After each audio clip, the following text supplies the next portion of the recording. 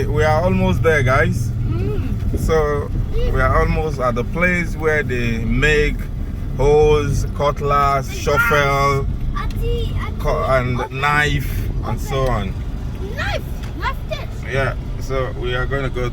Without this visitation, our trip to Saki won't be completed because traditionally, the occupation of the locals in the earlier times included blacksmithing, goldsmithing, farming, hunting, and clay pot molding.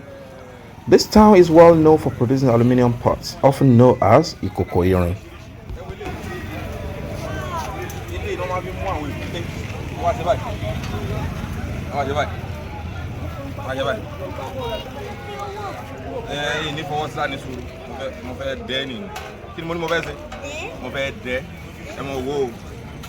Go and focus on something.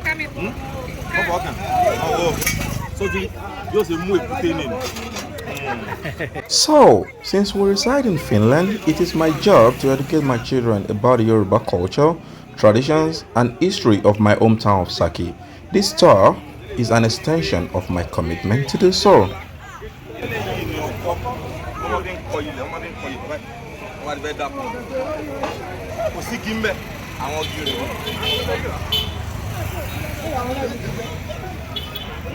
So, I just demonstrated to the boys how to set a trap to catch animals, and I also showed them the many tools created here. I am well aware that my children's extensive knowledge of their culture, language, traditions, and history has influenced the way they think and has strengthened our relationship as a family.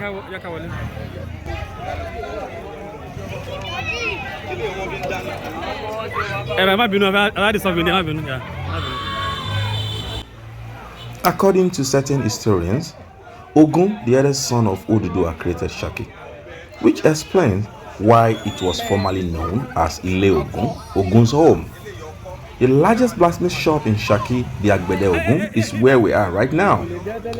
The place where Ogun was said to have entered the underworld spiritually is a short distance away. This is a historically significant location where my ancestors once manufactured farming, hunting, and musical instruments.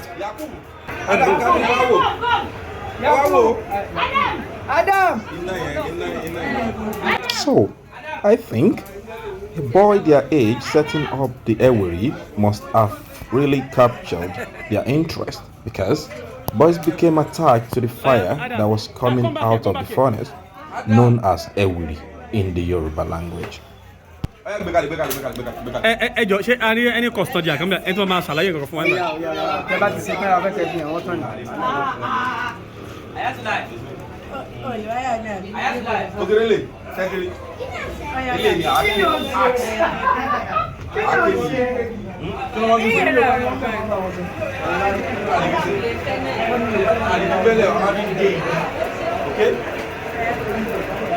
So, the boys must now practice utilizing the furnace, known in Yoruba as the ewery, something they will never forget in their lives.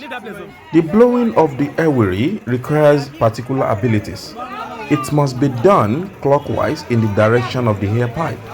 However, their instructor was doing it incorrectly.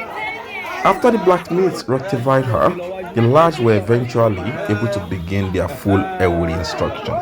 It was an amazing experience.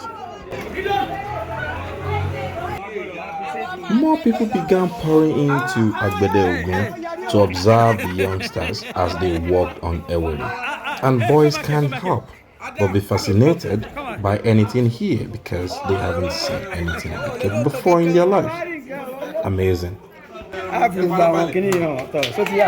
Even before civilization, when most of the tools were adjusted to fit into more advanced work, back in the day, our ancestors utilized the varieties of tools for their work, some of which made their work much easier, faster, and more efficient. Check this out.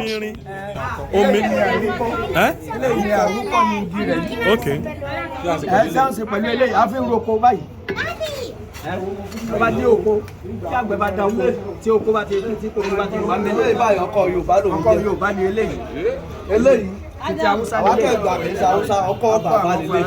Àwọn bàbá. Àwọn eléyìí ni à ń pè ní góòlù lélẹ̀. Gẹ̀rẹ́ lè. Eléyìí báyìí. Ake. A máa fi ń gé igi lóko. Igi tó bá tó báyìí, a máa fi ń gé igi báyìí. Ó kéré.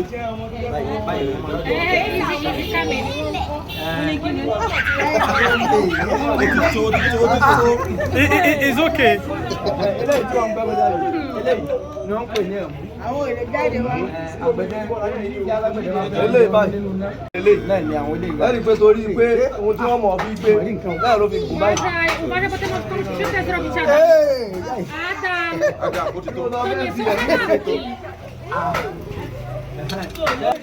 This is the gong, which was used in the past to disseminate information.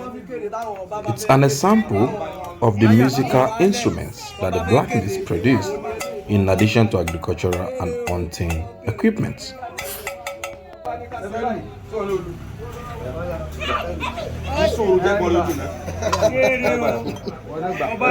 It is time for my boys to try utilizing this amazing and ancient musical instrument known as the gong and agogo in the Yoruba language.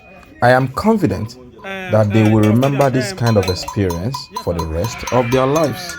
It's okay, it's okay.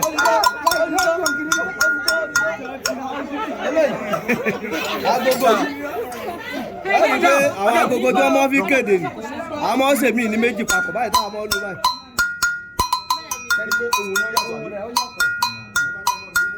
Bàbá fẹ́ ṣe àwa náà la lè dá ìdí ṣe akọmọ ń bẹ àbùmọ̀ ń bẹ ẹni tí yóò bá jẹ́ alágbẹ̀dẹ lè dá ìdí ṣe akọmọ.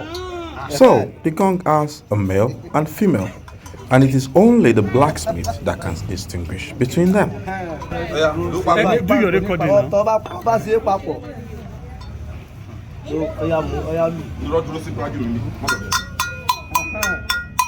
Wọ́n jọ ọba olójú.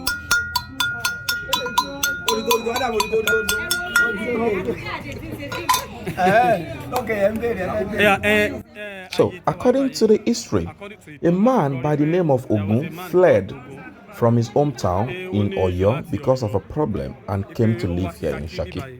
This location, where we are right now, known as Ogidigbo, was used by Ogun as a hideout when he was going to be sent back to Oyo.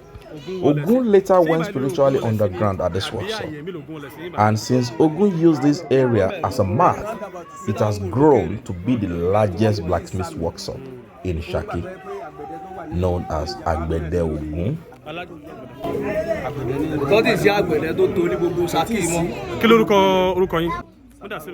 We interviewed our blacksmith about the significance of this location as a tourist destination. Here is what he has to say.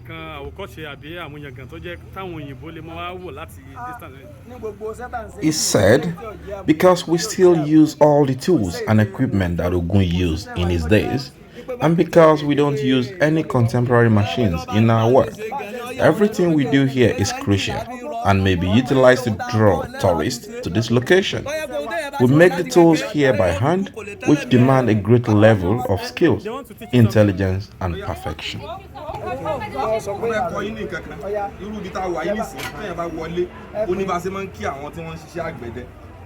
So, it is time to impart some wisdom to boys, such as how to greet a guest at a blacksmith's workshop. The visitor will say "Aroye," and the blacksmith would respond by saying "Ogun agbe," meaning Ogun will bless you, by using his mallet to eat a metha. The mallet in Yoruba is called Omo Owu.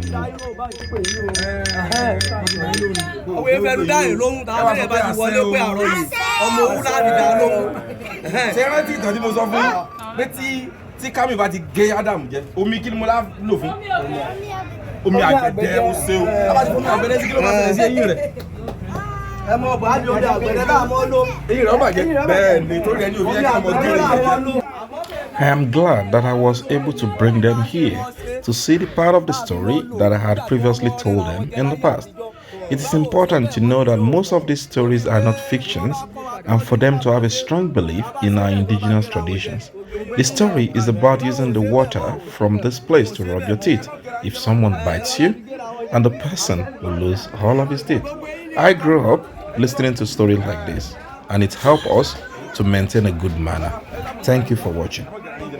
And please remember to subscribe to our YouTube channel if you haven't done so. Thank you. Yes, sir.